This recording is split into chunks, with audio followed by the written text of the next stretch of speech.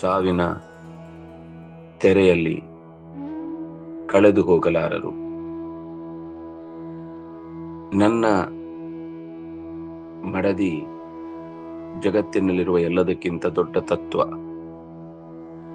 ಅವಳೇ ಯೋಗ್ಯಳು ಅನ್ನುವ ಕಾರಣಕ್ಕಾಗಿ ಅವಳಲ್ಲಿ ನಾನು ಹಿರಣ್ಯಗರ್ಭನನ್ನ ಇರಿಸಿದ್ದೆ.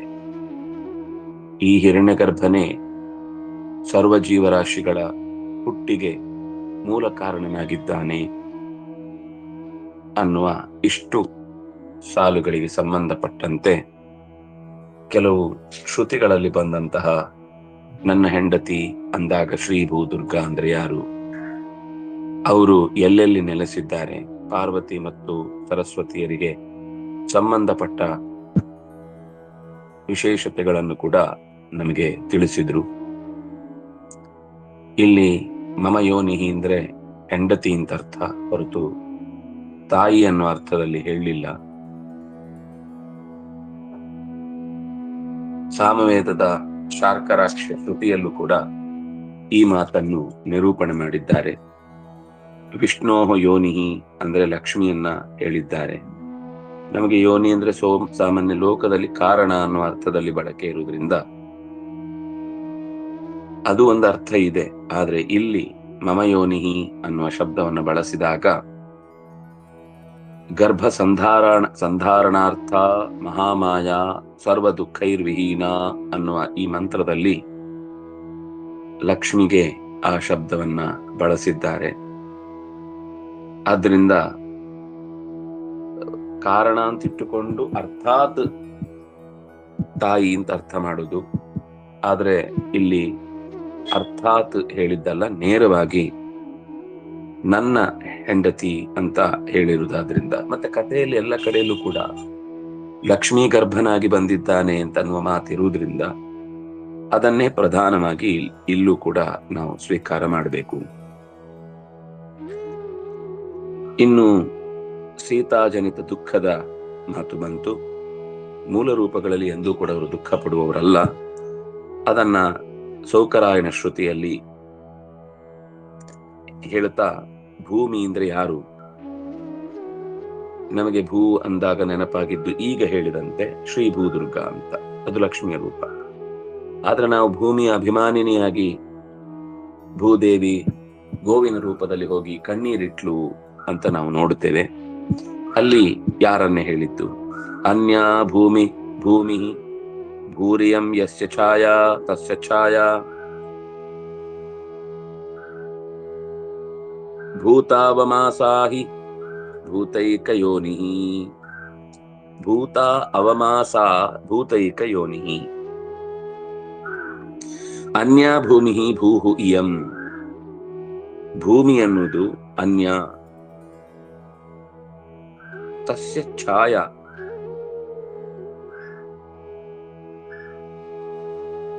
ಅವಳ ನೆರಳಾಗಿ ಲೋಕದಲ್ಲಿರುವಂತಹ, ಅಂದ್ರೆ ಶ್ರೀ ಭೂದುರ್ಗಾ ಅನ್ನುವಂತಹ ಭೂ ಅನ್ನುವ ಲಕ್ಷ್ಮಿಯ ರೂಪದ ನೆರಳಾಗಿ ಅವಮಾಭೂತ, ಅದಕ್ಕೆ ನೋಡಿ ಇಲ್ಲಿ ಭೂತ ಅಂತ ಶಬ್ದ ಬಳಸಿದ್ರು. ಭೂತ ಭೂಮಿ ಬೇರೆ, ಬರೀ ಭೂಮಿ ಅಥವಾ ಭೂಹು ಬೇರೆ. ಭೂತ ಅಂದ್ರೆ ಪಂಚಭೂತಗಳಿಗೆ ಸೇರಿದಂತಹ ಭೂತ.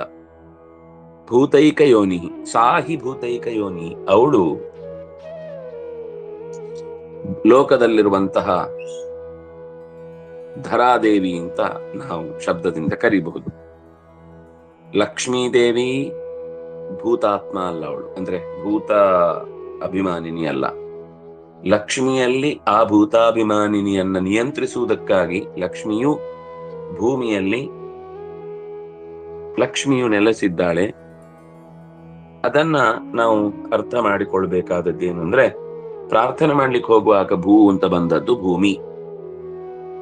ನಾರಾಯಣನ ಜೊತೆಗೆ ಅವತಾರ ಎತ್ತಿದ್ದು ಸತ್ಯಭಾಮ ಇತ್ಯಾದಿಗಳನ್ನ ಭೂ ಅಂತ ಹೇಳಿದಾಗ ಅಲ್ಲಿ ಬಂದವಳು ಭೂ, ಲಕ್ಷ್ಮಿಯ ರೂಪ ಬಂದದ್ದು. ಈ ಭೂತ ಮಾನಿನಿಯಾದಂತಹ ಭೂಮಿಯಲ್ಲಿ ಲಕ್ಷ್ಮಿಯ ವಿಶೇಷ ಭೂರೂಪದ ಆವೇಶ ಇದೆ ಅನ್ನೋದು ಸತ್ಯ. ಅವಳ ವಿಶೇಷವಾದ ನೆರಳು ಅವಳಿಗಿದೆ.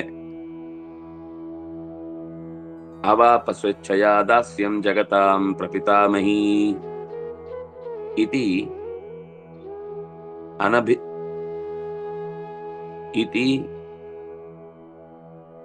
ಅನಭಿಮ್ಲಾತ ಶ್ರುತೇಃ ಮತ್ಸ್ಯಪುರಾಣೋಕ್ತಮಪಿ ಸ್ವೇಚ್ಛೆಯೈವ. ಅನಭಿಮ್ಲಾತ ಶ್ರುತಿ ಅಂತ ಒಂದು ವಿಶೇಷವಾದ ಪ್ರಮಾಣವನ್ನ ಕೊಟ್ಟು ಮತ್ಸ್ಯ ಪುರಾಣದಲ್ಲಿಯೂ ಕೂಡ ಈ ಮಾತೆ ಇದೆ.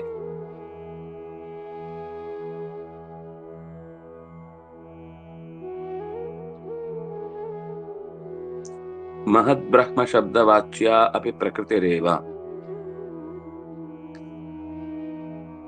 ಆ ಭೂಮಿಗೆ ಈ ಭೂಮಿ ತಾನೇ ಇಷ್ಟಪಟ್ಟು ಸ್ವೇಚ್ಛೆಯಾ ದಾಸ್ಯಂ ಜಗತಾಂ ಪ್ರಪಿತಾಮಹಿ. ಅವಾಪ ಸ್ವೇಚ್ಛೆಯಾ ದಾಸ್ಯಂ, ತಾನೇ ಇಷ್ಟಪಟ್ಟು ಆ ಭೂತಾಯಿಯ ಅಂದ್ರೆ ಲಕ್ಷ್ಮೀ ಭೂ ಸ್ವರೂಪದ ದಾಸ್ಯವನ್ನ ಭೂಮಿಗೆ ಪ್ರಪಿತಾಮಹಿ ಎನಿಸಿದಂಥವಳು ಆಗಿದ್ದಾಳೆ. ಮತ್ಸ್ಯ ಪುರಾಣೋಕ್ತಮಪಿ ಸ್ವೇಚ್ಛೆಯೈವ, ಅಲ್ಲೂ ಕೂಡ ಇದೇ ಮಾತನ್ನ ಹೇಳಿದೆ. ಅಂದ್ರೆ ಎರಡು ವಾಕ್ಯಗಳು ಬಂತು. ಒಂದ್ ಮೊದಲನೇದು ಸಾ ಭೂತೈಕ ಯೋನಿ ಅನ್ನೋದು ಅನಭಿಮ್ಲಾತ ಶ್ರುತಿ. ಅವಾಪ ಸ್ವೇಚ್ಛೆಯಾ ದಾಸ್ಯಂ ಜಗತಾಂ ಪ್ರಪಿತಾಮಹಿ ಅನ್ನೋದು ಮತ್ಸ್ಯ ಪುರಾಣದ ಮಾತು. ಮಹತ್ ಶಬ್ದವಾಚ್ಯವಾದದ್ದು ಪ್ರಕೃತಿರೇವ. ಇಲ್ಲಿ ಅಹಂ ಮಮ ಯೋನಿರ್ ಮಹದ್ ಬ್ರಹ್ಮ ಅಂತಿದೆ. ಅಲ್ಲ, ಮಹದ್ ಬ್ರಹ್ಮ ಅಂತ ಇರುವುದರಿಂದ ಅದು ಸ್ತ್ರೀ ಆಗ್ಲಿಕ್ಕೆ ಸಾಧ್ಯ ಇಲ್ಲ. ಅಲ್ಲಿ ನಪುಂಸಕ ಶಬ್ದ ಇದೆ. ಆದ್ರಿಂದಾಗಿ ಇದನ್ನ ನೀವು ಹೇಗೆ ಅರ್ಥ ಮಾಡ್ತೀರಿ ಅಂದ್ರೆ, ಮಹತಿ ಬ್ರಹ್ಮಣಿ ದ್ವೇತು ಪ್ರಕೃತಿಷ್ಠ ಮಹೇಶ್ವರ ಇತಿ ತತ್ರೈವ. ಅದೇ ಮತ್ಸ್ಯ ಪುರಾಣದ ಮಾತಿನಲ್ಲಿ ಮಹತಿ ಬ್ರಹ್ಮಣಿ ಬ್ರಹ್ಮಾಣಿ, ಮಹತಿ ಬ್ರಹ್ಮಣಿ ದ್ವೇತು. ಮಹದ್ ಬ್ರಹ್ಮ ಎರಡಿದೆ, ಮಹತ್ ಮಹತಿ ಮಹಂತಿ, ಮಹತ್ ಮಹತಿ ಮಹಂತಿ, ಬ್ರಹ್ಮ ಬ್ರಹ್ಮಣಿ ಬ್ರಹ್ಮಾಣಿ ಅಂತ ಅದು ದ್ವಿವಚನದ ಶಬ್ದ, ಎರಡೂ ಕೂಡ ಸ್ತ್ರೀಲಿಂಗ ಅಲ್ಲ ಅದು. ಮಹತಿ ಬ್ರಹ್ಮಣಿ ದ್ವೇ, ಎರಡು ಮಹದ್ ಬ್ರಹ್ಮಗಳಿವೆ. ಒಂದು ಪ್ರಕೃತಿ, ಎರಡೇನ್ ಮಹೇಶ್ವರ. ಒಂದು ಪ್ರಕೃತಿ ಅಂತಂದ್ರೆ ಈಗ ಹೇಳಿದ ಲಕ್ಷ್ಮೀದೇವಿ, ಯಾಕಂದ್ರೆ ಪ್ರಕೃತಿ ಅನ್ನೋದಕ್ಕೆ ಹಿಂದೆ ಲಕ್ಷ್ಮೀದೇವಿ ಅಂತ ಬೇರೆ ಕಡೆ ನಿರೂಪಣೆ ಮಾಡಿದ್ರು ಆಗ್ಲೇ. ಪ್ರಕೃತಿ ಅಭಿಮಾನಿನಿ ಆದವಳ, ಆದ್ರಿಂದ ಅವಳಿಗೆ ಆ ಹೆಸರು. ಅವಳ ಗಂಡ ಆದ್ರಿಂದಾಗಿ ಮಹೇಶ್ವರ. ಇಲ್ಲಿ ಮಹೇಶ್ವರ ಅಂದ್ರೆ ಮತ್ತೆ ಈಶ್ವರನನ್ನು ಹೇಳಿದ್ದಲ್ಲ. ನಾರಾಯಣನಿಗೆ ಮಹೇಶ್ವರ ಯಪ್ಪರತ್ತ ಮಹೇಶ್ವರ ಅಂತ ಹೇಳಿದ ಭಗವಂತನ ರೂಪವನ್ನು ಮಹೇಶ್ವರ ಅಂತ ಕರೆದಿದ್ದು. ಮತ್ಸ್ಯ ಪುರಾಣದ ಮಾತಿನಲ್ಲಿ ಸ್ಪಷ್ಟವಾಗಿ ಎರಡು ಮಹದ್ ಬ್ರಹ್ಮಗಳಿವೆ. ಒಂದು ಪ್ರಕೃತಿ, ಇನ್ನೊಂದು ಪುರುಷ. ಒಂದು ಲಕ್ಷ್ಮಿ, ಇನ್ನೊಂದು ನಾರಾಯಣ.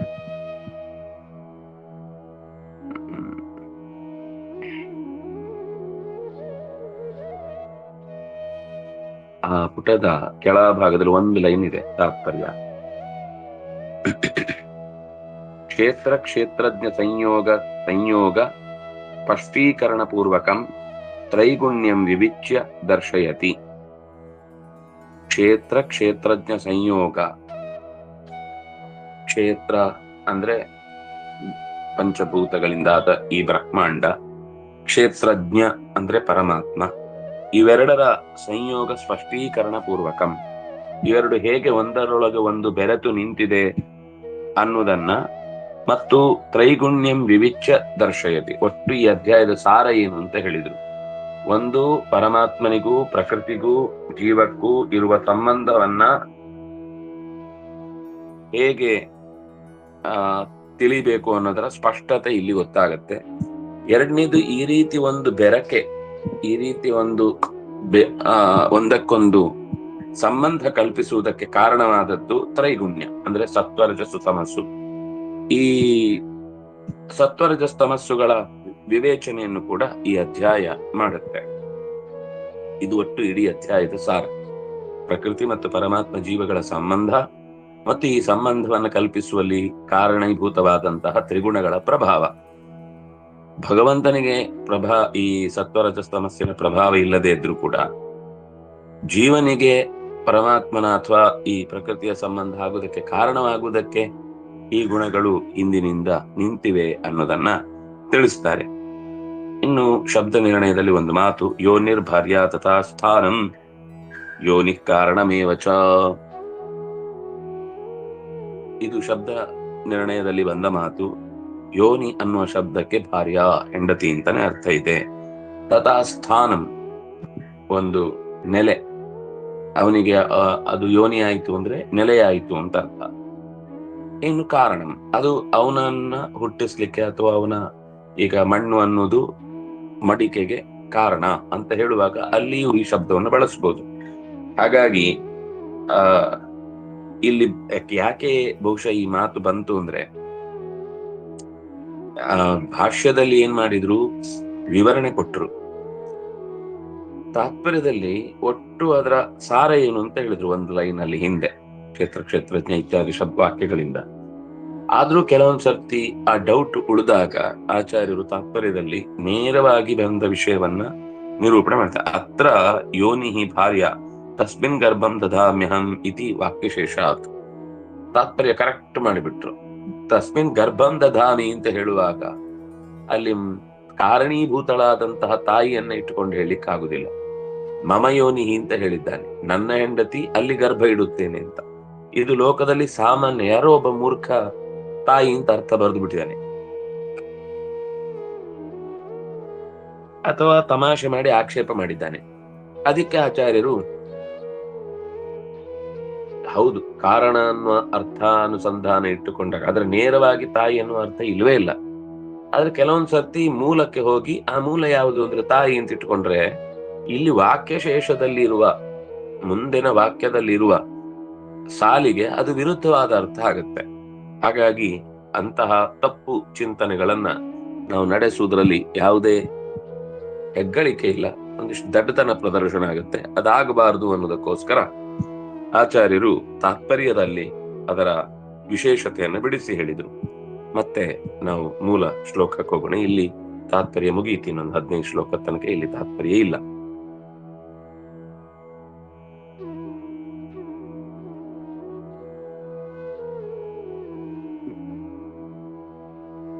ಸರ್ವಯೋನಿಷು ಕೌಂತೇಯ ಮೂರ್ತಯಃ ಸಂಭವಂತಿ ಯಾಃ ತಾಸಾಂ ಬ್ರಹ್ಮ ಮಹದ್ಯೋನಿಃ ಅಹಂ ಬೀಜ ಪ್ರದಪಿತಾ. ಎಲ್ಲ ಜೀವರಾಶಿಗಳಲ್ಲೂ ಕೂಡ ಯಾಹ ಮೂರ್ತಯಃ ಸಂಭವಂತಿ ತಾಸಾಂ ಬ್ರಹ್ಮ ಮಹದ್ಯೋನಿಃ ಅಹಂ ಬೀಜ ಪ್ರದಪಿತಾ. ಎಷ್ಟೆಷ್ಟು ಜೀವರಾಶಿಗಳಲ್ಲಿ ಶರೀರಗಳು ಹುಟ್ಟಿಕೊಳ್ತಾವೋ ಅಷ್ಟೂ ಜೀವರಾಶಿಗಳ ಮೂಲ ಕಾರಣೀಭೂತವಾದ ವ್ಯಕ್ತಿ ನಾನೇ ಬೀಜಪ್ರದ. ಅಂದ್ರೆ ಹುಟ್ಟಿಸುವುದಕ್ಕೆ ತಾಯಿಯೂ ನಾನೇ, ಹೆರುವುದಕ್ಕೆ ತಾಯಿಯೂ ನಾನೇ, ಹೊರುವುದಕ್ಕೆ ತಂದೆಯೂ ನಾನೇ. ಬೀಜಪ್ರದನಾಗಿಯೂ ನಾನೇ ಇದ್ದೇನೆ, ಗರ್ಭ ಧಾರಕನಾಗಿಯೂ ನಾನೇ ಇದ್ದೇನೆ. ಜಗತ್ತಿನಲ್ಲಿ ಎರಡೂ ಪ್ರಧಾನ, ಅದರಲ್ಲಿ ಒಂದು ಹೆಚ್ಚು ಒಂದು ಕಮ್ಮಿ ಇಲ್ಲ. ಬೀಜಪ್ರದತ್ವ ಅನ್ನುವುದು ಕೂಡ ಭಗವಂತನ ಅತ್ಯಂತ ಅಸಾಧಾರಣವಾದ ಗುಣ. ಆಮೇಲೆ ಭಗವಂತನೇ ಇನ್ನೊಂದು ಕಡೆಯಲ್ಲಿ ಗರ್ಭವನ್ನ ಧಾರಣೆ ಮಾಡಿ ಅಷ್ಟು ದೀರ್ಘಕಾಲದ ಬಲವನ್ನ ತುಂಬುತ್ತಾನೆ. ಹಾಗಾಗಿ ನಾವು ಯಾವುದರಲ್ಲಿ ಭಗವಂತನನ್ನು ಗುರುತಿಸಬೇಕು ಅಂದ್ರೆ ಎರಡೂ ಕಡೆ ಗುರುತಿಸ್ಲಿಕ್ಕಿದೆ. ತಾಸಾಂ ಅಂದ್ರೆ ಮೂರ್ತಿಗಳ ಶರೀರ ಇದೆಯಲ್ಲ, ಸಕಲ ಜೀವರಾಶಿಗಳ ಶರೀರಕ್ಕೆ ಕಾರಣೀಭೂತವಾದಂತಹ ಹೊರುವ ತಾಯಿ ನಾನಿದ್ದೇನೆ, ಹೆರುವ ತಾಯಿ ನಾನಿದ್ದೇನೆ, ಹೊರುವ ತಂದೆ ಬೀಜಪ್ರದನಾಗಿ ನಾನೇ ಇದ್ದೇನೆ. ಪಿತಾ ಅಂದ್ರೆ ಪಾತಿ ಇತಿ ಪಿತಾ, ಬೀಜಪ್ರದ.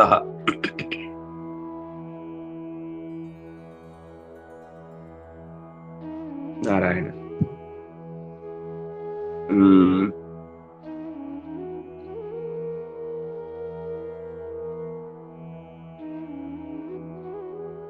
ಇಲ್ಲಿ ಸರ್ವ ಜೀವರಾಶಿಗಳಲ್ಲೂ ಕೂಡ ಸಂತತಿಯ ಪ್ರವೃತ್ತಿ ಮುಂದುವರಿತಾನೆ ಇರುತ್ತೆ. ಕೇವಲ ಸೃಷ್ಟಿಯ ಆರಂಭದಲ್ಲಿ ಬಂದ ತಸ್ಮಿನ್ ಗರ್ಭಂ ದಧಾಮ್ಯಹಂ, ಮೊದಲ ಗರ್ಭವನ್ನ ಹೊತ್ತು ಚತುರ್ಮುಖನನ್ನು ಹೆತ್ತು ಕೊಟ್ಟಿದ್ದೇನೆ, ಆಮೇಲೆ ನನಗೇನು ಕೆಲಸ ಇಲ್ಲ ಅಂತ ಅಲ್ಲಿಗೆ ಭಗವಂತನ ಲೀಲಾ ವಿನೋದವನ್ನ ಮರೆತು ಬಿಡುವುದಲ್ಲ. ಜಗತ್ತಿನ ಪ್ರತಿಯೊಂದು ಹುಟ್ಟಿನ ಹಿಂದೆಯೂ ಅವನ ಕೊಡುಗೆ ಅಥವಾ ಅವನ ಕೈಚಳಕ ಅಥವಾ ಅವನ ಲೀಲಾ ವಿನೋದ ಇದ್ದೇ ಇದೆ ಅನ್ನೋದನ್ನ ತಿಳಿಸ್ಲಿಕ್ಕೆ ಈ ಮಾತು ಬಂತು. ಹೇಗದು? ಸತ್ವಂ ರಜಸ್ತಮೈತಿ ಗುಣ ಪ್ರಕೃತಿ ಸಂಭವಾ ನಿಬದ್ಧಂತಿ ಮಹಾಬಾಹೋ ದೇಹೇ ದೇಹಿನಮುಭಯಂ. ಸತ್ವಂ ರಜಃ ತಮಃ ಇತಿ ಗುಣಾಃ ಪ್ರಕೃತಿ ಸಂಭವಾಃ. ಪ್ರಕೃತಿ ಜಡ ಪ್ರಕೃತಿಯಿಂದ ಹೊರಕ್ಕೆ ಬರಲಿಕ್ಕೆ ಚೇತನ ಪ್ರಕೃತಿ ಅನ್ನೋದು ಸಹಾಯಕ, ಅಲ್ಲಿ ಪ್ರಚೋದಕ. ಅದು ಈ 3 ಗುಣಗಳನ್ನು ಕೂಡ ಹೊರಕ್ಕೆ ತಂದು ಕೊಡುತ್ತೆ. ಇದೇನ್ ಮಾಡುತ್ತೆ? ದೇಹಿನಂ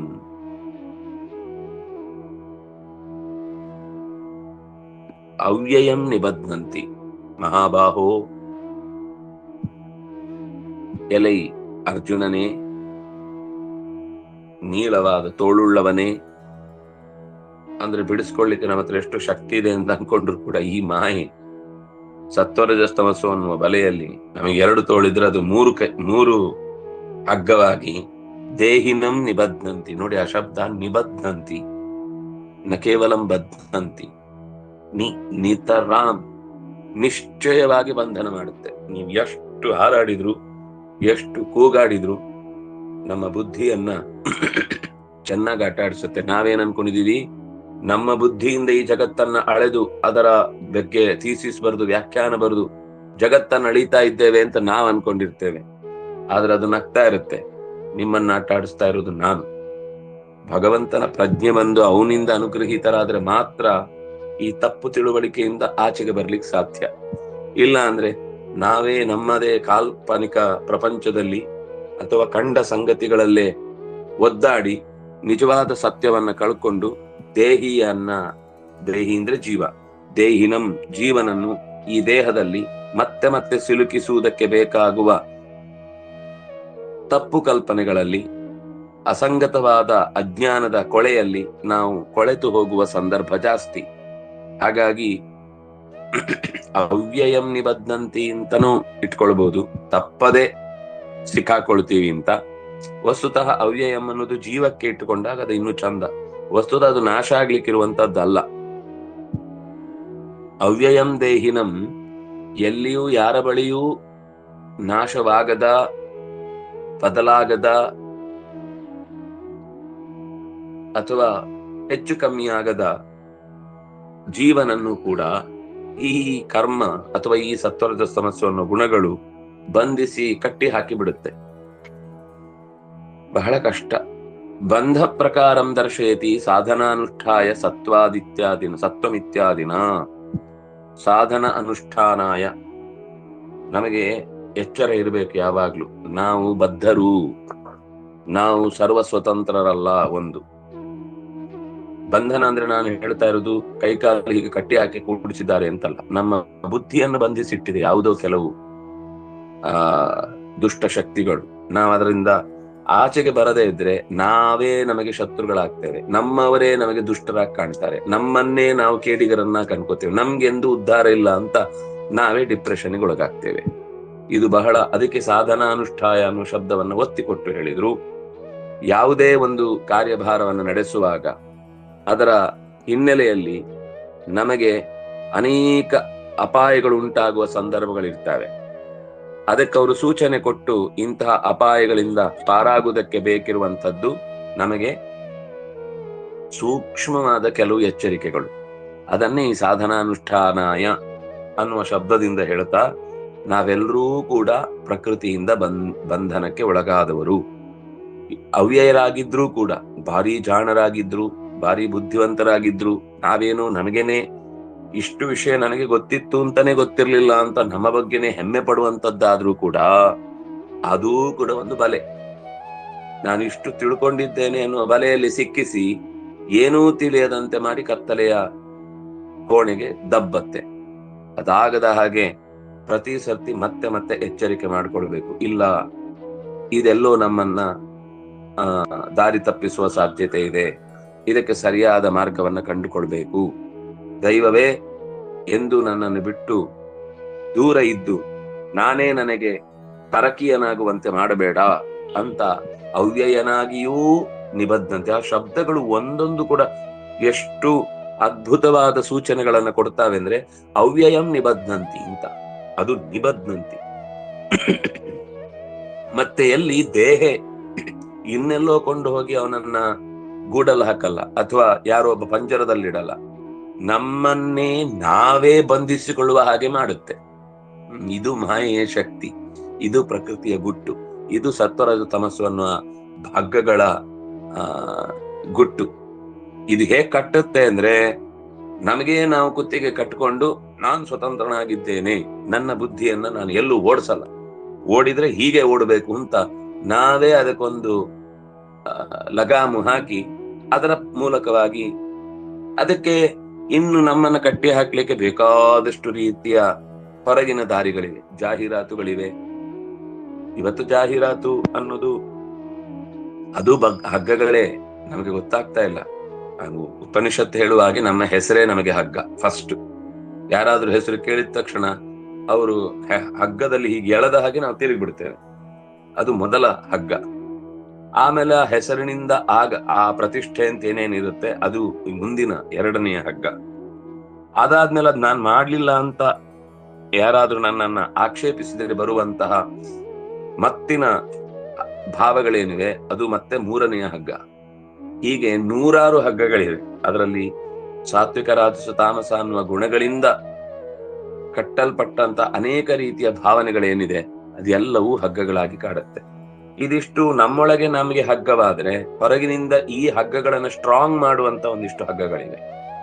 ಅದ್ಯಾವುದು ಅಂದ್ರೆ, ಅದು ಈ ಜಾಹೀರಾತು ಅಥವಾ ನಮ್ಮ ಬುದ್ಧಿಯನ್ನ ತಮಗೆ ಬೇಕಾದಂತೆ ಪ್ರಚೋದಿಸುವಂತಹ ರೀಲ್ಸ್ ಗಳಿರ್ಬಹುದು, ಅಥವಾ ಯೂಟ್ಯೂಬ್ ಗಳಿರ್ಬಹುದು, ಅಥವಾ ಬೇರೆ ಬೇರೆ ಲೇಖನಗಳಿರ್ಬಹುದು, ಬೇರೆ ಬೇರೆ ಅಭಿಪ್ರಾಯಗಳ ಸರಪಳಿಗಳಿರ್ಬಹುದು. ಯಾವುದು ನಮ್ಗೆ ಎಲ್ಲಿಂದ ಹಗ್ಗವಾಗಿ ನಮ್ಮನ್ನ ಸುತ್ತಿ ಹಾಕ್ತಾ ಇದೆ ಅಂತ, ಸುತ್ತಿಕೊಂಡು ಮುಗಿಸ್ತಾ ಇದೆ ಅಂತ ಗೊತ್ತಾಗುದಿಲ್ಲ. ನಾವು ಆಗ ಏನ್ ಅನ್ಕೊಳ್ತಿದ್ದೇವೆ, ಇದು ಅದ್ಭುತವಾದ ಇನ್ಫಾರ್ಮೇಶನ್ನು, ಇದರಿಂದ ನಮ್ಮನ್ನ ನಾವು ಇನ್ನಷ್ಟು ಹೆಚ್ಚು ಸಶಕ್ತರನ್ನಾಗಿಸಿಕೊಳ್ತಾ ಇದ್ದೇವೆ ಅಂತ ಭಾವಿಸ್ತೇವೆ. ನಮಗೆ ಸಶಕ್ತರಾಗ್ತೇವೋ ಬಿಡ್ತೇವೋ ಬೇರೆ ಪ್ರಶ್ನೆ. ದೇವರಿಂದ ದೂರ ಆಗ್ಬಾರ್ದು ಅನ್ನೋ ಎಚ್ಚರ ಒಂದಿದ್ರೆ ಆವಾಗ ಈ ಎಲ್ಲ ಅಪಾಯಗಳು ಕೂಡ ನಮ್ಮನ್ನ ರಕ್ಷಿಸುತ್ತೆ ಅಂತ ನಾವು ಭಾವಿಸ್ಬೇಕು. ಅದಕ್ಕೆ ಈ ಎಚ್ಚರವನ್ನ ಕೊಟ್ಟದ್ದು. ಬಂಧ ಪ್ರಕಾರಂ ದರ್ಶಯತಿ. ಬಂಧನದ ಮಾರ್ಗಗಳು ಕೇವಲ ಒಂದು ಎರಡಲ್ಲ, ಸಾವಿರಾರು ಬಗೆಯಲ್ಲಿ ಬಂಧನ ಆಗ್ಲಿಕ್ಕೆ ಬೇಕಾದ ದಾರಿಗಳನ್ನ ಪ್ರಕೃತಿ ನಮ್ಮ ಮುಂದೆ ಬಗೆ ಬಗೆಯ ಹಗ್ಗಗಳನ್ನ, ನೀನು ಈ ಹಗ್ಗದಲ್ಲಿ ಸಿಕ್ಕಾಕೋತೀಯ, ಈ ಹಗ್ಗ ಸಿಕ್ಕಾಕೋಬೇಕಷ್ಟೇ. ನೀನ್ ಯಾವ ಹಗ್ಗದಲ್ಲಿ ಸಿಕ್ಕಾಕೊಳ್ತಿ ಅಂತಾನು ಪ್ರಶ್ನೆ ಕೇಳುದಲ್ಲ. ನೀನ್ ಎಲ್ಲೆಲ್ಲ ಹೆಜ್ಜೆ ಇಡ್ತೀಯೋ ಅಲ್ಲೆಲ್ಲ ಒಂದೊಂದು ಹಗ್ಗದ ರೌಂಡ್ ಇರುತ್ತೆ, ಅದ್ರಲ್ಲಿ ನೀನ್ ಇಟ್ಟುಕೊಂಡು ಎಷ್ಟು ಫಾಸ್ಟ್ ಆಗಿ ಮುಂದೆ ಹೋಗ್ತೀಯೋ ಅಷ್ಟು ಜಾಸ್ತಿ ಜಾಸ್ತಿ ಜಾಸ್ತಿ ಹಗ್ಗಗಳಿಂದ ಕಟ್ಟಿ ಹಾಕ್ತಾ ಇರ್ತೀವಿ. ನೀನು ವಿವೇಚನೆಯಿಂದ ಯೋಚನೆ ಮಾಡಿ ಹಗ್ಗದ ನಾಟ್ ಗಂಟಿನ ಮೇಲೆ ನೀನು ಹೆಜ್ಜೆ ಇಟ್ಟು ಮುಂದುವರೆದ್ರೆ ಆ ಬಂಧನದಿಂದ ತಪ್ಪಿಸಿಕೊಳ್ಳಿಕ್ಕಾಗುತ್ತೆ. ಅದು ಗಂಟು ಯಾವುದು ಅಂತ ಗೊತ್ತಾಗ್ಬೇಕು ಅಂದ್ರೆ ಈ ಸತ್ವರಜ ತಮಸ್ಸುಗಳ ಪ್ರಭಾವ ಏನು ಅಂತ ಅರ್ಥ ಆಗ್ತದೆ. ಅದಕ್ಕೆ ಈ ಬಂಧ ಪ್ರಕಾರಗಳನ್ನ ಹೇಳ್ತಾ ಹೋಗ್ತಾ ಇದ್ದಾರೆ. ತತ್ರ ಸತ್ವಂ ಏನದು? ಆ ಬಂಧನ ಮಾಡುವಂತಹ ಮೂರು ಅಂಶಗಳು ನಮಗೆ ನಾಟ್ ಎಲ್ಲಿದೆ ಅಂತ ಹೇಗೆ ಗೊತ್ತಾಗುತ್ತೆ? ತತ್ರ ಸತ್ವಂ ನಿರ್ಮಲತ್ವಾತ್ ಪ್ರಕಾಶಕ ಮನಾಮಯಂ. ಯಾವುದನ್ನ ಕೇಳಿದ್ರೆ ಮನಸ್ಸು ಸಮಾಧಾನವಾಗುತ್ತೆ, ಯಾವುದನ್ನ ತಿಳಿದ್ರೆ ಮನಸ್ಸು ಶಾಂತವಾಗಿರುವುದಷ್ಟೇ ಅಲ್ಲದೆ ಒಳ್ಳೆಯದನ್ನು ಯೋಚಿಸ್ಲಿಕ್ಕೆ ನಮಗೆ ತಾಕತ್ತು ಬರುತ್ತೆ, ಅದು ನಮಗೆ ದಾರಿ ತಪ್ಪಲಿಕ್ಕಿದೆ ಅನ್ನುವ ಸಂದರ್ಭದಲ್ಲಿ ಎಚ್ಚರಿಕೆ ಕೊಡುವಂತಹ ಗಂಟು. ನಮಗೆ ತಿಳಿದ ಮೇಲೆ ಇನ್ನಷ್ಟು ಉದ್ರೇಕ ಬರುತ್ತೆ, ಸಿಟ್ಟು ಬರುತ್ತೆ, ಆಕ್ರೋಶ ಹುಟ್ಟತ್ತೆ ಅಂತ ಅನ್ಸಿದ್ರೆ ನಾವು ಬಲೆಯಲ್ಲಿ ಸಿಕ್ಕಾಕೊಳ್ಳಿಕ್ಕೆ ರೆಡಿಯಾಗಿದ್ದೀವಿ ಅಂತ ಅರ್ಥ. ಇದು ಒಂದೇ ಸಾಕು. ಪ್ರಕಾಶಕಂ, ಈ ಒಂದು ಮಾತು. ಅನಾಮಯಂ ಪ್ರಕಾಶಕಂ. ಅನಾಮಯಂ ಅಂದ್ರೆ ಮನಸ್ಸು ವಿಚಲಿತವಾಗಿ ಇನ್ನಷ್ಟು ಸಿಟ್ಟಿಗೆ ಹೇಳುವಂತೆ ಆಗುವಂಥದ್ದು, ಅನಾರೋಗ್ಯಕ್ಕೆ ಕಾರಣ. ಈ ಮನಸ್ಸಿನ ಅನಾರೋಗ್ಯ ದೇಹದ ಅನಾರೋಗ್ಯಕ್ಕೆ ಕಾರಣ ಆಗುತ್ತೆ. ಯಾಕಂದ್ರೆ ಎಷ್ಟು ಮನಸ್ಸು ಅನಾರೋಗ್ಯಕ್ಕೀಡಾಗುತ್ತೋ ಅಷ್ಟು ಜಾಸ್ತಿ ಜಾಸ್ತಿ ದೇಹದಲ್ಲಿ ಅಂದ್ರೆ ಮನಸ್ಸಿನ ಅನಾರೋಗ್ಯದಿಂದ ಆಗುವ ಅನಾರೋಗ್ಯ ಬೇರೆ. ಇನ್ನು ದೇಹಕ್ಕೆನೆ ಶಕ್ತಿ ಇಲ್ಲದೆ ಕೆಲವೊಂದ್ ಸರ್ತಿ ಈಗ ಮುಳ್ಳು ಚುಚ್ಚತ್ತೆ, ಅದು ಮನಸ್ಸಿನಿಂದ ಚುಚ್ಚುದಲ್ಲ. ಮುಳ್ಳು ಚುಚ್ಚಿದಾಗ ಏನ್ ಗಾಯ ಆಗುತ್ತೆ ಅದು ದೇಹದಿಂದಲೇ ಬಂದ ಅನಾರೋಗ್ಯ. ಆದ್ರೆ ಕೆಲವೊಮ್ಮೆ ವೀಕ್ ಆಗ್ತಾ ಹೋಗುದಿರುತ್ತಲ್ಲ, ತುಂಬಾ ಚಟುವಟಿಕೆಯಿಂದ ವಿಹೀನರಾಗುವುದು, ಇದು ಮಾನಸಿಕ ಸ್ಥಿತಿಯಿಂದಾಗಿ ದೇಹಕ್ಕೆ ಬರುವಂತದ್ದು. ಎರಡು ರೀತಿಯ ದೇಹಕ್ಕೆ ರೋಗ ಬರುತ್ತೆ. ಒಂದು ತನ್ಗೆ ತಾನೇ ನೇರವಾಗಿ ಏನಾದ್ರೂ ಪೆಟ್ಟು ಬಿದ್ದಾಗುವಂಥದ್ದು, ಅಥವಾ ತಿಂದ ಅನ್ನ ಅಜೀರ್ಣವಾಗಿ ಏನೋ ಆಗುವಂತದ್ದು ಬೇರೆ, ಮನಸ್ಸು ಕೊರೆದು ಕೊರೆದು ಕೊರೆದು ಆಗುವಂತದ್ದು ಬೇರೆ. ಇಲ್ಲಿ ಆಗ್ತಾ ಇರುವಂತದ್ದು ಏನು ಅಂದ್ರೆ, ಸತ್ವದ ಕೆಲಸ ಏನು ಅಂದ್ರೆ, ಮನಸ್ಸು ಅನಾರೋಗ್ಯಕ್ಕೆ ಈಡಾಗದಂತೆ, ನಮ್ಮ ಮನಸ್ಸಿಗೆ ಯಾವುದೇ ವಿಕ್ಷುಬ್ಧವಾದ ವಾತಾವರಣಕ್ಕೆ ಅದು ತಳ್ತಾ ಇಲ್ಲ ಅಂದ್ರೆ ಅದು ನಾವು ಸತ್ವದ ದಾರಿಯಲ್ಲಿದ್ದೇವೆ ಅಂತ ಅರ್ಥ. ಯಾವುದನ್ನು ನೋಡಿದ್ರೆ ನಮ್ಗೆ ಉದ್ರೇಕ ಆಗುತ್ತೆ, ಯಾವುದನ್ನು ನೋಡಿದ್ರೆ ಯಾವುದ್ರ ಮೇಲೂ ಸಿಟ್ಟು ಬರುತ್ತೆ, ಯಾವುದನ್ನು ನೋಡಿದ್ರೆ ನಮ್ಗೆ ಮನಸ್ಸಿಗೆ ತುಂಬಾ ಹಾನಿ ಆಗುತ್ತೆ, ನಮ್ಮ ಆಲೋಚನೆಗಳೆಲ್ಲ ಸ್ಟ್ರಕ್ ಆಗ್ಬಿಡುತ್ತೆ, ಯಾರೇನ್ ಹೇಳಿದ್ರು ಕೇಳಬಾರ್ದು ಅಂತ ಅನ್ಸುತ್ತೆ ಅಂತಂದ್ರೆ, ಅದು ಅಂದ್ರೆ ಎರಡು ಶಬ್ದ ಅಲ್ಲಿ ಹಾಕಿದ್ದು, ನಿರ್ಮಲತ್ವ. ಒಂದು, ಮನಸ್ಸಿನ ಕೊಳೆ ತೆಗಿಬೇಕು, ಮತ್ತು ಅನಾರೋಗ್ಯಕ್ಕೆ ಈಡಾಗುವಂತೆ ಮಾಡಬಾರದು, ಮತ್ತು ಹೊಸದನ್ನು ಹೊಳೆಸ್ಬೇಕು. ಅಬ್ಬಾ, ಇದು ಕೇಳಿದ್ಮೇಲೆ ಎಷ್ಟು ಆನಂದ. ನಮಗೊಂದು ಕೇಳಿದ್ಮೇಲೆ ಒಂದು ಎದೆಯಲ್ಲಿ ಒಂದು ಏನಂತೇವೆ, ಆ ವಿಷಯದಲ್ಲಿ ಇನ್ನಷ್ಟು ಹೊಳೆಯುವಂತಹ ಬ್ಯಾಕ್ ಗ್ರೌಂಡ್ ಕ್ರಿಯೇಟ್ ಆದ್ರೆ ಅದು ಸತ್ವಂ. ಅದೇನ್ ಮಾಡುತ್ತೆ? ಸುಖ ಸಂಗೇನ ಬಧ್ನಾತಿ ಜ್ಞಾನ ಸಂಗೇನ ಚಾನಕ. ಅಂದ್ರೆ ಈ ಆನಂದ ಅನ್ನೋದು ಕೇವಲ ಭಗವಂತನ ವಿಷಯಕ್ಕೆ ಮಾತ್ರ ಆಗ್ಬೇಕು ಅಂತ ಇಲ್ವಲ್ಲ, ಯಾವುದೋ ಒಂದು ಪ್ರಾಕೃತಿಕ ವಿಷಯಕ್ಕೂ ಕೂಡ ಆಗತ್ತೆ. ಆ ಪ್ರಾಕೃತಿಕ ವಿಷಯಕ್ಕೆ ಆದಾಗ ಸುಖ ಸಂಗೇನ, ಸುಖ ಸಂಗ ಅಂದ್ರೆ ಪ್ರಕೃತಿಯ ಒಂದು ವಿಷಯವನ್ನು ನೋಡಿದ ತಕ್ಷಣ ಅಬ್ಬಾ ಅಂತ ನಾವು ಖುಷಿ ಪಡಬಾರದು ನಾನು ಹೇಳ್ತಿಲ್ಲ, ತಪ್ಪು ಅಂತ. ಆದ್ರೆ ಅದು ಬದ್ನಾತಿ ಹೇಗೆ ಅಂತ ಪ್ರಕೃತಿಯ ವಿಷಯದಲ್ಲಿ ಹುಡುಕ್ತಾ ಹೋಗ್ಲಿಕ್ಕೆ ಶುರು ಮಾಡ್ತಾನೆ. ಈ ಪ್ರಕೃತಿ, ನನಗೊಬ್ರು ಒಳ್ಳೆ ಮಿತ್ರರಿದ್ದಾರೆ, ತುಂಬಾ ಒಳ್ಳೆ ಮನುಷ್ಯ. ಅವರಿಗೆ ಹೇಗ್ ಕಾಣಿಸ್ತು ಅಂದ್ರೆ ಈ ಪ್ರಕೃತಿ, ನಾವೇನ್ ಹೇಳ್ತೇವೆ, ಪರೋಪಕಾರಾಯ ಫಲಂತಿ ವೃಕ್ಷಾಹ ಅಂತ ಹೇಳ್ತೇವೆ. ಅವ್ರೇನ್ ಹೇಳಿದ್ರು ಅಂದ್ರೆ, ಒಳ್ಳೆ ಒಳ್ಳೆ ಅದ್ಭುತ ತಲೆ ಆ ವ್ಯಕ್ತಿದ್ದು. ಆದ್ರೆ ಅವ್ರು ಏನ್ ಹೇಳಿದ್ರು ಅಂದ್ರೆ, ನೀವು ಮರದಿಂದ ಅಂತಹದ್ದೇನು ಪರೋಪಕಾರ ಅಂತ ನಿರೀಕ್ಷೆ ಮಾಡ್ಬೇಕಾಗಿಲ್ಲ. ಯಾಕೆಂದ್ರೆ ಮರ ತನ್ನ ಬೀಜೋತ್ಪಾದನೆ ಆಗಿದ್ದನ್ನ ನೂರಾರು ಕಡೆಗಳಿಗೆ ಹಂಚಲಿಕ್ಕೋಸ್ಕರ ತನ್ನ ಸ್ವಾರ್ಥದಿಂದ ಆ ಹಣ್ಣಿನಲ್ಲಿ ಒಂದು ರುಚಿ ಹಬ್ಬತ್ತೆ. ಆ ಜೀವಿಗಳು ಹಾಗಾದ್ರೂ ತನ್ನ ಪದಾರ್ಥವನ್ನ ತಿಂದು ಸಂತತಿಯನ್ನು ವೃದ್ಧಿ ಮಾಡ್ಲಿ ಅನ್ನುವ ಕಾರಣಕ್ಕಾಗಿ ಅವುಗಳು ಹಣ್ಣುಗಳನ್ನು ಸೃಷ್ಟಿ ಮಾಡ್ತೇವೆ. ಇದು ವಿಷಯ ಹೌದು, ನಾನು ಇಲ್ಲ ಅಂತ ಹೇಳ್ತಿಲ್ಲ. ಆದ್ರೆ ನಮ್ಮ ಋಷಿಗಳಿಗೆ ಏನಿತ್ತು ಅಂದ್ರೆ ಯೋಚನೆ, ಇದು ವೇದಗಳಲ್ಲೂ ಬರುತ್ತೆ ಈ ಮಾತು, ಪುರಾಣಗಳಲ್ಲೂ ಕಾಣುತ್ತೆ. ಕೃಷ್ಣನು ಸ್ವತಃ ಹೇಳಿದ್ದಾನೆ, ಈ ಕೃಷ್ಣನಿಗೆ ಗೊತ್ತಿಲ್ವಾ ಈ ವಿಷಯ? ಅವ್ರಿಗೇನಂದ್ರೆ ಗುಣವನ್ನ ಕಂಡು ಮನುಷ್ಯ, ಈಗ ಪ್ರಾಣಿಗಳಿಗೆ ಅನಿವಾರ್ಯವಾಗಿ ಹಣ್ಣು ಕೊಟ್ಟ ಮೇಲೆ ಅದನ್ನ ತ್ಯಾಗ ಮಾಡುವ ಬುದ್ಧಿ ಅಂತೂ ಇದೆ, ತಾನೇ ಇಟ್ಕೊಂಡು ತನ್ನ ಬುಡದಲ್ಲೇ ತಿನ್ನಲ್ಲ. ಈ ಗುಣನ ಅವ್ರು ಯೋಚನೆ ಮಾಡಿದ್ರು ಇನ್ನೊಬ್ರಿಗೋಸ್ಕರ. ಅದರಲ್ಲಿ ತನ್ನ ಒಂದು ಯೋಚನೆ ಇರಬಹುದು, ಆದ್ರೆ ಅದು ಪ್ರಾಣಿಗಳಿಗೆ ತನ್ನ ಪದಾರ್ಥವನ್ನ ಸ್ವೀಕರಿಸುವ ಉದ್ದೇಶದಿಂದ ಒಳ್ಳೇದನ್ನೇ ಕೊಡ್ಬೇಕು ಅಂತ ಯಾಕೆ ಯೋಚನೆ ಮಾಡಿತು? ಮೋಸ ಮಾಡುವಂತದ್ದೇನೋ ಮಾಡ್ಬೋದಿತ್ತಲ್ಲ. ಹಾಗೆ ಮಾಡದೆ ಅದ್ರಲ್ಲಿ ಪ್ರೋಟೀನ್ ಇದೆ, ಅದನ್ನು ಇವ್ರು ಏನ್ ಹೇಳುದು ಅಂದ್ರೆ, ಆ ಬೀಜ ಚೆನ್ನಾಗಿ ಬೆಳಿಲಿಕ್ಕೆ ಬೇಕಾಗುವಂತಹ ಪದರ ಅದು ಅಂತ. ಹಾಗಿದ್ರೆ ಪ್ರಾಣಿ ಏನ್ ತಿನ್ನುತ್ತೆ? ಅಲ್ಲ, ಸ್ವಲ್ಪ ತಿಂದು ಸ್ವಲ್ಪ ಎಸೆಯುತ್ತೆ ಅಂತ. ಇಲ್ಲ, ಎಲ್ಲ ತಿನ್ನುವಂತ ಪ್ರಾಣಿ ಆದಾಗ ಏನ್ ಮಾಡ್ತಾರೆ? ಮಂಗಗಳು ಚೆನ್ನಾಗಿ ಸೀಟಿ ತಿಂದು ಬಿಡ್ತಾರೆ. ಇದೆಲ್ಲ ನಮ್ಮ ಕೆಲವೊಮ್ಮೆ ಊಹೆಗಳಷ್ಟೇ ಬಿಟ್ರೆ ಇದಕ್ಕೂ ಏನು ದಾಖಲೆ ಇಲ್ಲ. ಆದ್ರೆ ಮಾಧ್ಯಮ ಅಂತೂ ಹೌದು. ನನಗನ್ನಿಸ್ತು ಅವರು ಪ್ರಕೃತಿಯಲ್ಲಿ ತುಂಬಾ ಕೆಲಸ ಮಾಡಿದ್ದಾರೆ, ಆದ್ರೆ ಅವರಿಗೆ ಆ ದೇವರ ವೈಶಿಷ್ಟ್ಯ ಏನೂ ಅರ್ಥ ಆಗ್ಲಿಲ್ಲ. ಎಷ್ಟು ಅದ್ಭುತಗಳನ್ನ ಕಂಡು ಹಿಡ್ಕೊಂಡಿದ್ದಾರೆ ಅಂದ್ರೆ, ಪರಸ್ಪರ ಸಸ್ಯಗಳಲ್ಲಿರುವ ಸಹಕಾರ, ಅದನ್ನು ಅವ್ರು ಏನ್ ಹೇಳುದು ಅಂದ್ರೆ, ನಾನ್ ಬದುಕ್ಬೇಕು ಅನ್ನೋದಕ್ಕೋಸ್ಕರ ಅದಕ್ಕೆ ಸಹಾಯ ಮಾಡುತ್ತೆ, ಅದು ಬದುಕ್ಬೇಕು ಅಂತ ನನಗ್ ಸಹಾಯ ಮಾಡುತ್ತೆ. ಅವರಿಗೆ ಅಲ್ಲಿ ಪರಸ್ಪರ ಸಹಾಯ ಕಾಣ್ಲಿಲ್ಲ, ಅದರಲ್ಲಿರುವ ಸ್ವಾರ್ಥ ಮಾತ್ರ ಕಾಣಿಸ್ತು. ನನಗಾಗ ಅನ್ಕೊಂಡೆ, ಇದು ನೋಡಿ ಸಸ್ಯಗಳಲ್ಲಿ ಅವುಗಳಿಗೆ ಬುದ್ಧಿ ಇಲ್ಲ, ಅವುಗಳು ಹಾಗೆ ಬದುಕು. ಆದ್ರೆ ನಾವು ನೋಡಿ ಏನ್ ಕಲಿಬೇಕಿತ್ತು? ನಿಸ್ವಾರ್ಥವಾಗಿ ಬದುಕಬಹುದು ಅನ್ನೋದನ್ನ ನಾವು ಕಲಿಬೇಕಿತ್ತಲ್ಲ. ನಿಸ್ವಾರ್ಥವಾಗಿ ಬದುಕ್ಲಿಕ್ಕೆ ಆಗತ್ತಲ್ವಾ? ಆಗದೇ ಇರುವಂತದ್ದು ಏನಲ್ಲ. ಯಾಕೆಂದ್ರೆ ನಮ್ಗೆ ನಿಸ್ವಾರ್ಥವಾಗಿ ಒಂದು ಕಡೆಯಿಂದ ಸಹಾಯ ಆಗ್ತಾ ಇದೆ. ನಾವು ಯಾವುದೇ ಕೆಲಸವನ್ನ ಮಾಡದೇ ಇದ್ರೂ ಭಗವಂತ ನಮ್ಮ ವಿಷಯದಲ್ಲಿ ಅನೇಕ ಸಹಾಯ ಮಾಡ್ತಿದ್ದಾನೆ. ಇದನ್ನಾದ್ರೂ ನಾವು ರೂಢಿಸಿಕೊಂಡು ಮಮ ಸಾಧರ್ಮ್ಯಮಾಗತಾಹ ಅಂತ ಏನ್ ಹೇಳಿದ್ದು? ಭಗವಂತನ ಕೆಲವನ್ನಾದ್ರೂ ಕೂಡ ಗುಣಗಳನ್ನ ನಾವು ರೂಢಿಸಿಕೊಳ್ಳುವಲ್ಲಿ ಎಚ್ಚರ ವಹಿಸಬೇಕು. ಇದು ಪ್ರಾಣಿ ಪ್ರಪಂಚದಲ್ಲಿ ಅನೇಕ ಒಳ್ಳೆ ಗುಣ ಇದೆ, ಆದ್ರೆ ಅದರ ಹಿಂದೆ ಸ್ವಲ್ಪ ಅವುಗಳ ಬದುಕಿಗೆ ಬೇಕಿರುವ ಅನಿವಾರ್ಯತೆ ಅದು. ಸ್ವಾರ್ಥ ಅಂತ ನೀವು ಹೇಳಲೇಬಾರದು. ನೀವು ಯೋಚನೆ ಮಾಡಿದ್ರೆ ನಾವ್ ಯಾರೂ ಕೂಡ ಅವುಗಳಿಗೆ ಹೋಗಿ ಸಹಾಯ ಮಾಡ್ಲಿಕ್ಕಿಲ್ಲ, ಅವುಗಳೇ ಅವುಗಳಿಗೆ ಸಹಾಯ ಮಾಡ್ಕೊಳ್ಬೇಕು. ಅಂತ ಸ್ಥಿತಿಯಲ್ಲಿ ಪ್ರಕೃತಿ ಅದಕ್ಕೆ ಬೇಕಿರುವ ಒಂದು ವ್ಯವಸ್ಥೆ ಮಾಡಿದೆ ಹೊರತು ಅದು ಬುದ್ಧಿಪೂರ್ವಕವಾಗಿ ಅವನು ನನ್ನನ್ನ ಹೇಗಾದ್ರೂ ಮಾಡಿ ಉಪಯೋಗಿಸಿಕೊಂಡ್ರೆ ನಾನು ಅವನಿಂದ ಬದುಕ್ತೇನೆ ಅಂತ ಈ ಯೋಚನೆ ಮಾಡಲ್ಲ. ಅದು ಒಟ್ಟು ಹಣ್ಣು ಕೊಡುತ್ತೆ. ಅದರಲ್ಲಿ ಯಾವ್ದಾದ್ರೂ ಪ್ರಾಣಿಗೆ ತನಗೆ ಬೇಕಾದ್ದು ಸಿಕ್ಕಿತು ಅಂದ್ರೆ ನನಗೂ ಕೂಡ ಉಪಕಾರ ಆಗುತ್ತೆ ಅನ್ನೋದು ಇರಬಹುದು. ಅದು ಕೂಡ ನಿಶ್ಚಯವಾಗಿ ಅದು ಪ್ರತಿ ಹಣ್ಣಿಗೂ ಹೀಗೆ ಯೋಚನೆ ಮಾಡಲ್ಲ. ಎಲ್ಲಿವರೆಗೆ ಆಶ್ಚರ್ಯ ಆಗುತ್ತೆ ಅಂದ್ರೆ ತಾನು ಸಾಯುವ ಮುನ್ನ ತನ್ನ ಸಂತತಿಯನ್ನು ಕೊಡುವುದರ ಜೊತೆಗೆ ನನ್ನನ್ನ ಯಾರು ಸಾಕಿ ಬೆಳೆಸಿದ್ದಾನೋ ಅವನಿಗೊಂದು ಸಹಾಯ ಮಾಡಬೇಕು ಅನ್ನುವ ಹಾಗೆ ಕತ್ತರಿಸಿ ಇಷ್ಟೇ ಉದ್ದ ಇರುವ ಬುಡದ ಹಲಸಿನ ಮರದಲ್ಲಿ ಹಣ್ಣಾಗಿತ್ತು. ಅದು ಸತ್ತೋಗ್ತಾ ಇತ್ತು. ಸತ್ತೋಗುದು ಅಂದ್ರೆ ಆ ಮಧ್ಯದಲ್ಲಿ ತಿರುಳು ಇರ್ಲಿಲ್ಲ, ಎಲ್ಲ ಹೋಗಿ ಹೊರಗಿನ ತೊಗಟೆ ಮಾತ್ರ ಇಷ್ಟಿದೆ, ಬುಡದಲ್ಲಿ ಕೆಳಗಿನ ತನಕ ತೂತಾಗ್ಬಿಟ್ಟಿದೆ. ಅದಷ್ಟರಲ್ಲಿ ಸಾಯುವ ಕೊನೆಯ ಕ್ಷಣದಲ್ಲಿ ಇರ್ಬೇಕಾದ್ರೂ ಒಂದು ಹಣ್ಣು ಕೊಟ್ಟು ಸತ್ತಿತ್ತು. ಅಂದ್ರೆ ಇಷ್ಟು ದಿವಸ ನನ್ನನ್ನ ಬೆಳೆಸಿದವನಿಗೆ ಒಂದು ಮನೆಯಲ್ಲೇ ನಡೆದಿದೆ, ಯಾವುದೋ ಒಂದು ಮನೆಯಲ್ಲೇ ಇದ್ದ ಗಿಡದಲ್ಲಿ ಆದ ಕಥೆಯನ್ನು ನಾನು ಹೇಳ್ತಾ ಇರೋದು.